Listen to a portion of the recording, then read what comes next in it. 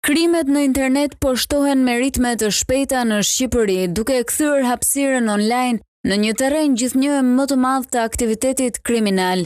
Fenomeni përfshin një gamë të gjerë veprash, nga hapja e profileve false dhe mashtrimet online, te skemat përmes call centerave apo kriptovalutat. Të dhënat e Instat tregojnë se krimet kibernetike janë shumë fishuar ndër vite. Në vitin 2022 u evidentuan 152 vepra penale. Në vitin 2024 numri arriti në 388, ndërkohë që në vetëm 6 muajt e parë të këtij viti, Policia e Tiranës ka regjistruar 250 raste të krimeve kibernetike.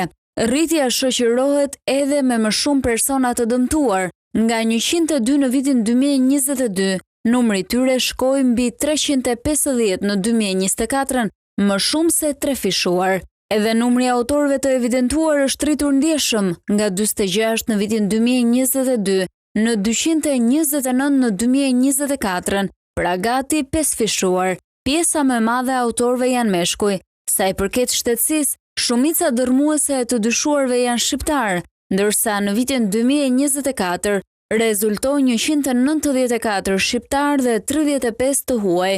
Rrjetet sociale si Instagram apo TikTok po kthehen në hapësirën ku kryen këto vepra penale.